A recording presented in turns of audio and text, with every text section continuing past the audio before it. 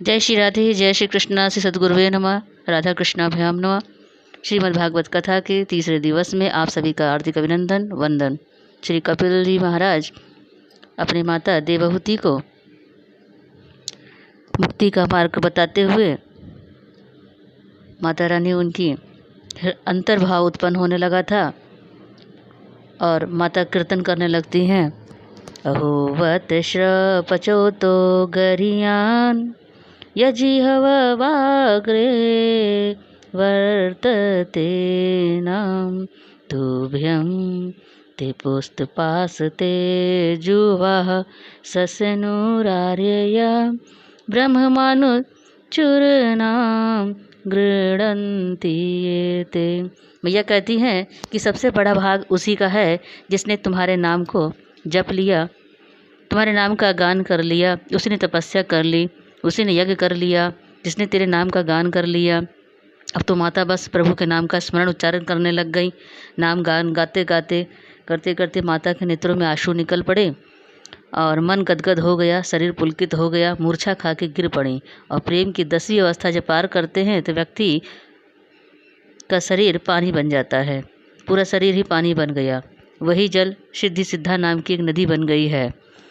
कपिलोपि महायोगी भगवान पितुराश्रमात् मातरम समनुज्ञाप्य प्रगुदिचिदिशययोः। भगवान कपिल ने उस जल को मस्तिष्क लगाया, माँ को प्रणाम किया और सीधे गंगा सागर क्षेत्र में चले गए। जिस देश में, जिस वेश में, परिवेश में रहो, इस राधा रमण राधा रमण राधा रमण कहते रहो। भगवान कपिल माता को प्रणाम करके चले गए। मैंने आपको बताया था कि स्वयंभू मनु की 3 पुत्रियां हैं, आहुति, देवहूति और प्रसूति। देवहूति माता का वंश आगे नहीं चला क्योंकि एक पुत्र हुआ और वो भी ब्रह्मचारी हो गया। इनकी दूसरी पुत्री का नाम है आकुति। ये रुचि नाम के प्रजापति की पत्नी बनी और यज्ञ भगवान का प्राकट्य हुआ।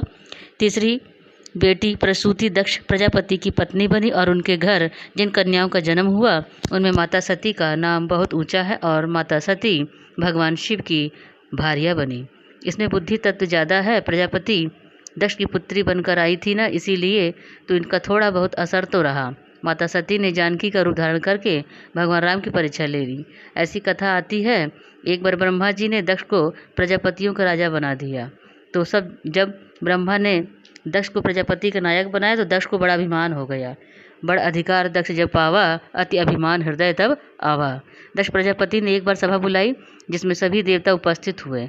वहाँ पे ब्रह्मा, विष्णु, शिव और इंद्र आदि सभी देवता वहाँ पर पधारे। सभी को उचित स्थान दिया गया। दक्ष प्रजापति का ऊंचा सिंहासन सजा हुआ था, वहाँ सभी आमंत्रित थे, बस इंतजार था महाराज दक्ष का। तभी आगमन हुआ। सभी सभासद खड़े होकर के दक्ष प्रजापति का स्वागत करते हैं। भगवान विष्णु ने सोचा ये तो हमारा नाती है, हम क्यों खड़े हों। और ब्रह्मा जी ने सोचा ये तो हमारा बेटा है, तो हम क्यों खड़े हों, खड़े नहीं होंगे। पास में ही बैठे शिव जी ने सोचा ये तो हमारे ससुर जी हैं, तो हम भी खड़े नहीं होंगे। इस प्रकार दक्ष प्रजापति सबका अभिवादन स्वीकार करते हुए भगवान विष्णु को प्रणाम करते हैं, ब्रह्मा जी को प्रणाम करते हैं। तब जब दक्ष प्रजापति शिव जी के पास पहुँचे, उन्हें ना तो शिव जी को देखा और ना ही शिव जी के द्वारा दिए अभिवादन को स्वीकार किया। इस प्रकार दक्ष प्रजापति अपने आसन पर आसीन हुए। सबसे पहले सभी सभासदों का स्वागत किया। इसके पश्चात कार्य की रूपरेखा बताते हुए बोले, हमारा समाज शिक्षित और बुद्धिजीवियों का समाज है। मनुष्य जब धर्म करता है, मनुष्य तब देवता पुष्ट होते हैं, और जब देवता पुष्ट होते हैं तो संसार करने कार्य सिद्ध होते हैं। हमारे समाज का एक रहन सहन है और एक अनुशासन है। हम चाहते हैं मनुष्य जो धर्म करता है, जो यज्ञ करता है, उसमें संस्कारी और अनुशासन में रहने वाले सभी देवताओं को भाग मिले, उन्हें नहीं जिन्हें ना तो समाज के तौर तरीकों का पता है और ना संस्कार का। रहते कहाँ हैं? कैलाश में। पहनावा क्या है? मृग चर्म है। आभूषण क्या है? सर्प और बिच्छू है। सेवक कौन है? भूत प्रेत हैं, जिन्हें ये नहीं पता कि हमें कहाँ कैसे सामने बैठना चाहिए, किससे हम बराबरी कर रहे हैं, कभी किसका कैसे सम्मान करना चाहिए। भला ऐसे देवताओं को हमारे समाज की क्या आवश्यकता है। इन्हें यज्ञ का भाग किस प्रयोजन से दिया जाए। इसीलिए हमारा निर्णय है कि यज्ञ में सभी देवताओं का स्थान रहेगा, परंतु हम शिव को यज्ञ में कोई स्थान नहीं देना चाहते। सभी देवताओं का स्थान बांटा गया। इंद्र का स्थान, ब्रह्मा जी का स्थान, भगवान विष्णु का स्थान, देवी देवताओं का स्थान, अग्नि का स्थान, वायु का, वरुण का, सबका स्थान बताया गया, लेकिन वहाँ पर दक्ष प्रजापति ने कहा कि हमारी सभा में कुछ ऐसे भी उज्जड़ और जंगली लोग आए हुए हैं, ऐसे व्यक्ति का इस यज्ञ में कोई स्थान नहीं है। इस प्रकार भगवान शिव को अपमानित कर दिए और करते हुए प्रजापति दक्ष ने कड़वे वचन कहे।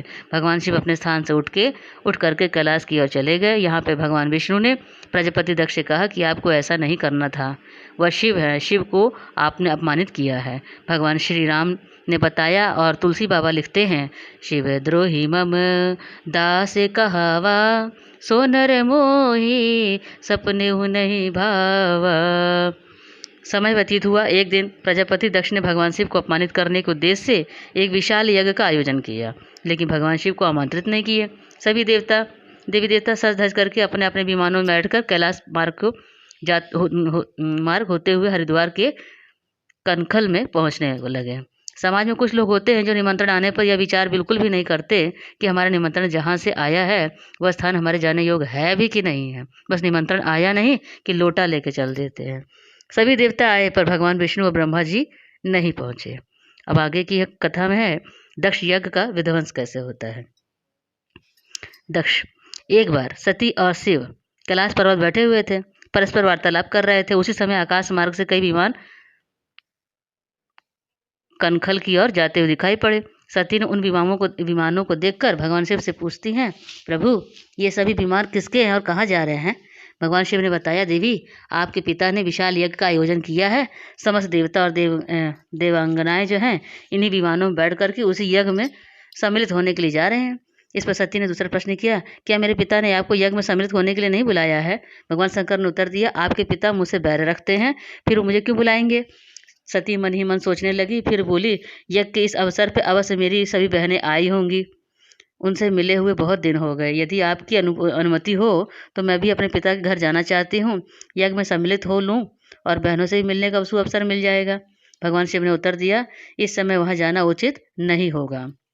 आपके पिता मुझसे बैर रखते हैं, हो सकता है वे आपको भी अपमान कर दें। बिना बुलाए किसी घर जाना उचित नहीं होता है। इस पर सती ने प्रश्न किया, ऐसा क्यों। भगवान शिव ने उत्तर दिया, विवाहिता लड़की को बिना बुलाए पिता के घर नहीं जाना चाहिए, क्योंकि विवाह हो जाने के बाद लड़की अपने पति की हो जाती है और पिता के घर से उसका संबंध टूट जाता है। लेकिन सती पीहर जाने के लिए हट करती रही और अपनी बात बार बार दोहराती रही। आगे क्या होता है, बार बार जिद करने से औरतों का, महिलाओं का यही होता है परिणाम जो सामने आएगा भी। इनकी इच्छा देखकर भगवान शिव ने पीहर जाने की अनुमति जबरदस्ती करने लगे तो भगवान भोलेनाथ कहे कि जाइए, आप अनुमति दे दी। साथ ही भगवान शिव ने नंदी को भी जाने को आदेश दे दिया। इस प्रकार माता सती नंदी के साथ अपने पिता के यज्ञ में जा पहुंची। सबसे पहले वे अपनी माता से मिली। माता ने अपनी बेटी को हृदय से लगाया, इसलिए माँ का दिल ही ऐसा होता है। माता ने बेटी से अपना दामाद के न आने का कारण पूछा तो माता सती ने इस बात को अनसुना करते हुए पिता की ओर देखने लगी, पर प्रजापति दक्ष ने कोई प्रतिक्रिया व्यक्त नहीं की। देवी सती ने सोचा, इतना काम होता है, कोई छोटा मोटा यज्ञ नहीं है। तभी बहनों ने सुना कि सती आई है, मिलने पहुंची, हाल खबर पूछा और फिर बोली, शिव जी नहीं आए। तभी दूसरे ने कहा, पिताजी ने उन्हें बुलाया कहाँ है। एक ने कहा, हाय हाय, तो क्या तुम यहाँ बिना बुलाए आई हो। ये सुनकर माता सती को बड़ा दुख हुआ कि मेरे स्वामी ने मुझे यहाँ नहीं आने को बार बार कहा, पर मैं यहाँ उनके न कहने पर बाद भी आ गई। ये सोचते हुए देवी सती यज्ञ मंडप में जा पहुँची। अब देखिए, पति की आज्ञा न मानने का परिणाम यही होता है। पर जब उन्होंने वहाँ शिव जी के स्थान को न देखा तो क्रोधित होकर बोली, हे यज्ञ के सहभागी देवताओं, ऋषियों, सुनो, यह यज्ञ शिव द्रोही दक्ष के द्वारा किया जा रहा है। यहाँ पर मेरा और मेरे स्वामी शिव के अपमान के लिए आप सभी जिम्मेदार हो। शिवद्रोही के इस यज्ञ में आप सब लोगों ने सहकार दिया है। आप सबको शिवद्रोह के इस अपराध का दंड शीघ्र मिलेगा। मैं शिवद्रोही पुत्री के रूप में जीवित नहीं रहना चाहती। अस कही जोग अग्नि तनु जारा, भयो सकल मख हाहाकार। जगदम्बा भवानी ने अपना शरीर योग अग्नि में जलाकर भस्म कर दिया। सारे जगत में हाहाकार मच गया। शिवगण दौड़े भगवान शिव के पास आए। जब शिव को पता चला तो शाम विलोचन लाल हो गए। जटा तोड़ी पछाड़ी शिला पर और वीरभद्र नाम का एक गण प्रकट हुए। वीरभद्र को आज्ञा दी। वीरभद्र शिवगणों के सैन्य को लेकर आए और दक्ष यज्ञ का विध्वंस कर दिया। देवताओं की पिटाई की तो देवता भागे, दक्ष के सर को काट करके उसको अग्निकुंड में डाल दिया। भृंगु महाराज की दाढ़ी खींच ली, पुंखा के दांत तोड़ दिए, सबको दंड मिला, दक्ष मारे गए, यज्ञ का विध्वंस हो गया। भगवान के अनुग्रह के बगैर यज्ञ पूरे नहीं हो सकते, पर जब तक हम पूर्व ग्रह से युक्त हैं तब तक अनुग्रह उपरांत उतरता नहीं। इसीलिए यज्ञ करने से पहले अनुग्रह के लायक बनो। दक्ष प्रजापति मारे गए, देवता सब भागे ब्रह्मा जी के पास, ब्रह्मा जी को सारी बात बताई। ब्रह्मा जी ने कहा जो हुआ सो ठीक हुआ, क्यों गए थे वहाँ, निमंत्रण मिले तो कहीं भी पहुँच जाते हो, इसका विवेक तो होना चाहिए। क्यों बुला रहा है, कौन बुला रहा है, कहाँ बुला रहा है, तुम लोगों ने शिव जी का अपमान किया, उनका अपराध किया, जाओ शिव जी क्षमा मांगो। और ब्रह्मा जी ने देवताओं ने मिलकर भगवान शिव से क्षमा मांगी। इस प्रकार से भगवान शिव की स्तुति की। भगवान आशुतोष प्रसन्न हुए। दक्ष प्रजापति के धड़ के साथ बकरे का मस्तक लगाया गया और शिव भक्ति के द्वारा वह जीवित हो उठे। तब दक्ष प्रजापति शिव जी भगवान मृत्युंजय की महिमा को समझ सके और भगवान भोलेनाथ की स्तुति की। लेकिन बकरे की भाषा में मस्तक बकरे का है ना, तो जब मनुष्य का माथा था तब नहीं आई स्तुति दक्ष महाराज की। उन्होंने निमंत्रण भी दिया, शिव जी का अपमान भी किया, और जब सिर कट गया है, बकरे का मुंह लग गया है, तो अब स्तुति कैसे करे। जब अब जब बकरे का माथा आया तब उनकी क्वालिटी भी बढ़ गई है। इसीलिए हमारे यहाँ आज भी भगवान शिव की आराधना करते समय गाल बजाने और ताली बजाने का नियम है। इससे भगवान भोलेनाथ शीघ्र प्रसन्न होते हैं। सभी देवताओं के अंग पुनः प्राप्त हुए, दोबारा यज्ञ की तैयारी हुई। जैसे ही पूर्णाहुति हो मुँह किया गया, वहाँ पर भगवान विष्णु प्रकट हो गए। सबने प्रणाम किया और भगवान विष्णु ने दक्ष को समझाया कि हे दक्ष, मुझ में ब्रह्मा में और शिव में कोई भेद नहीं है। हम तीनों में जो भेद रखता है वो मुझे प्रिय नहीं है। ध्यान दें, वैष्णव, शैव और शाक्त ये सब नाम के अलग अलग संप्रदाय हैं, अपने अपने इष्ट को मानते हैं, पर मैं भेद नहीं है। जिस स्वरूप में आपको अनुराग हो, आप उनको अपना इष्ट मानते हुए भजन अवश्य करिए। लेकिन वंदन सबको वंदन करना है, किसी भी देवता का विरोध नहीं करना है। वही वैष्णव है, वही शाक्त है, वही शैव है। इस प्रकार मैना के गर्भ से माता पार्वती, जिनके पर्वतराज हिमालय पिता हैं, श्री राधे पार्वती जी ने भगवान शिव की आराधना करके शिव को पति के रूप में प्राप्त किया। हे विदुर जी, इस प्रकार मैंने आपको आहुति, देवहूति और प्रसूति, जो मनु की कन्याएं हैं, उनका वंश सुनाया। अब आगे के चरित्र में ध्रुव चरित्र का आता है। बोले तो ध्रुव भगवान की जय। अब मनु महाराज के दो पुत्र हैं, जिनका नाम है प्रियव्रत और उत्तानपाद। प्रियव्रत जो अपने छोटे भाई उत्तानपाद को ही राजभार सौंप करके वन में तपस्या करने चले गए। महाराज उत्तानपाद की रानी का नाम था सुनीति। इसको कोई भी संतान नहीं हो रहा था, इसीलिए राजा ने सुनीति के कहने पर ही दूसरा विवाह किया, जिनका नाम सुरुचि है। परंतु सुरुचि राजमहल में आते ही बड़ी रानी सुनीति को महल से बाहर निकलवा दिया। सुरुचि प्रेयसी प्रतिरुनेत्रा यत सुतो ध्रुवा कहते हैं, जो बड़ी रानी है उनको बाद में एक पुत्र हुआ, जिनका नाम था ध्रुव, और दूसरी रानी सुरुचि को उत्तम नाम का पुत्र हुआ। अब जरा ध्यान से सुनना, दूसरी रानी जो है वह राजा उत्तानपाद को आसक्ति में बांध लिया था। दरअसल हम सभी उत्तानपाद हैं। उत्तानपाद का मतलब होता है जिसके दोनों पैर ऊपर हो। जीव जब माँ के गर्भ में रहता है तब उसके पैर ऊपर की ओर होते हैं, इसीलिए हम सब उत्तानपाद हैं। और हम जीवों को मुख्य दो पत्नियाँ हैं। कौन सी हैं? सुनीति और सुरुचि। सुनीति माने सुंदर नीति बुद्धिमानी, और सुरुचि माने सुंदर रुचि अर्थात मनमानी करने वाले। अब बुद्धि भी दो प्रकार की होती है, एक बुद्धिमानी और मनमानी। ये दो पत्नियां हम सब के प्रत्येक जीव की है। सुंदर नीति, सुंदर ज्ञान शास्त्रों का जिसके आधार पर आपने जीवन को चलाते हैं, अपने जीवन को चलाना है, शास्त्र के सिद्धांत पर अपने जीवन को अग्रसर करना है, तभी तो ध्रुव की प्राप्ति होगी। ध्रुव माने होता है अटल या स्थिर तत्व की प्राप्ति। कब होती है?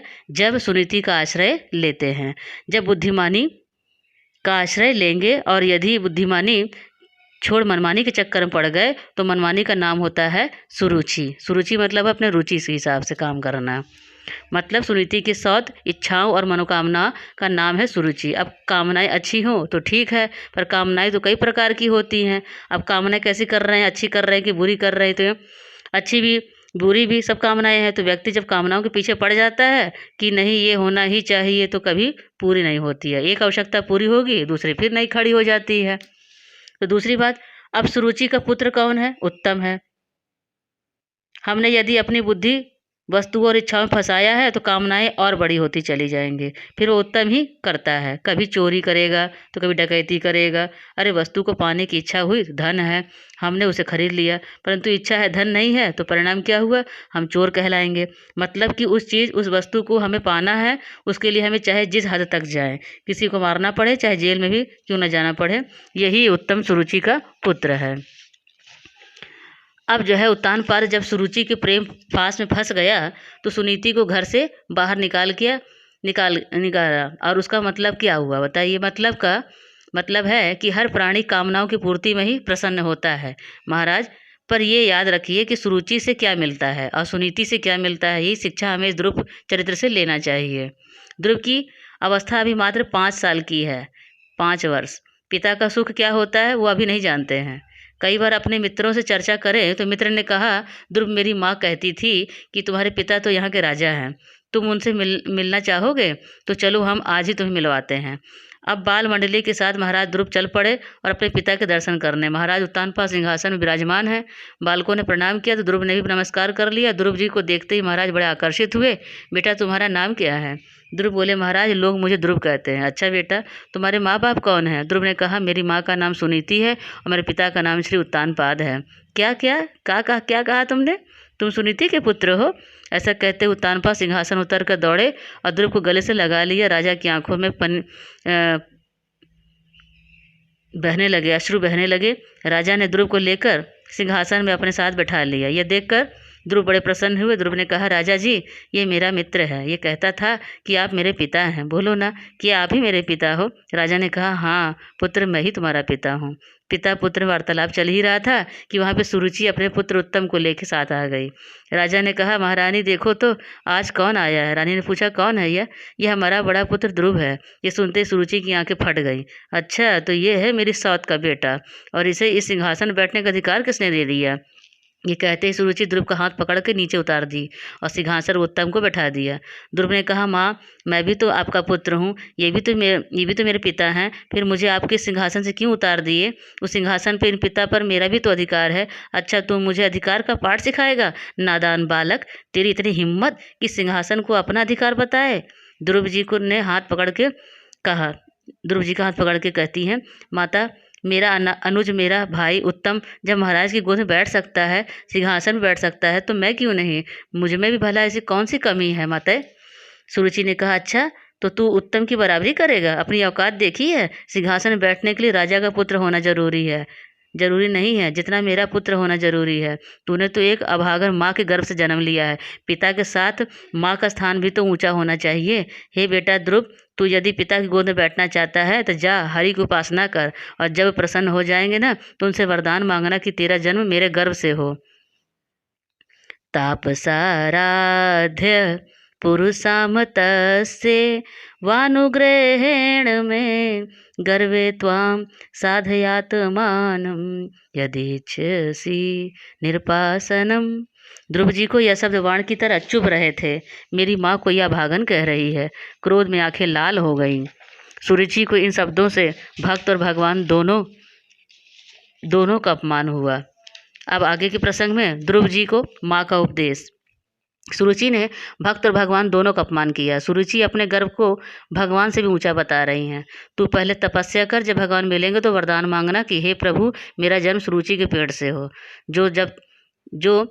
जब तू मेरे यहाँ जन्म लेगा तभी सिंहासन पर बैठेगा। इसका मतलब है कि मेरा गर्व भगवान से भी ऊंचा है। इस प्रकार भगवान का भी अपमान और भक्त का भी अपराध हुआ। ध्रुव जी को ऐसा लगा कि सर्प को किसी ने डंडा मारा हो। फुफकारते हुए लाल आंखें लिए जब कुछ काम न बना तो अपने घर लौट आए। रोते हुए अपने घर पहुँचे। सुनीति माँ ने दूर से जब अपने पुत्र को रोते हुए देखा तो दौड़कर गोद में उठा लिया। अरे पुत्र, क्या हुआ? किसने मारा तुझ पर? गुरु ध्रुव जी महाराज का तो कंठ ही अवरुद्ध हो गया, मानो बोल ही नहीं पा रहे थे। छोटे छोटे बालकों ने बताया। उन्होंने जो सुना, जो देखा, समझा यथावत सुना दिया। सुनीति माँ के हृदय में तो मानो ब्रजपात्र हो गया। सुरुचि ने सुनीति को घर से निकलवाया। उस पीड़ा का सहन तो कर लिया। सुनीति ने पर आज उसके इकलौते पुत्र पर इस प्रकार से व्यंग वचन किए उसके पिता की गोद से उतार कर भगा दिया। माँ अपने पर गुजरे हुए हर संकट को सहन कर सकती है, पर उसके बच्चे के साथ कोई टेढ़ी निगाह कर दे, ये देखिए ये माँ के लिए असहनीय हो जाता है। सुनीति माँ को बड़ा भारी दुख हुआ, पर धन्य है सुनीति का धैर्य, इस पीड़ा को भी वह भी पी गई। ध्रुव के सामने वेदना प्रकट नहीं होने दिया। सुनीति माँ को लगा, मैंने अपनी वेदना प्रकट कर दी, दुख प्रकट किया तो मेरे बालक के हृदय में चोट पहुँचेगी। यह अभी बच्चा है, तो कहीं इसका हृदय द्वेष की चिंगारी से भड़क उठे, इससे कहीं द्वेष की भावना जागृत ना हो जाए, इसलिए उन्होंने अपने आप को ये सहन किया। भगवत प्राप्ति में सबसे बड़ा बाधक होता है द्वेष, इसीलिए सुनीति महारानी ने अपनी पीड़ा को प्रकट होने नहीं दिया। अभी तो उल्टे सुरुचि की हर बात का अनुमोदन करने लगी। अरे बेटा ध्रुव,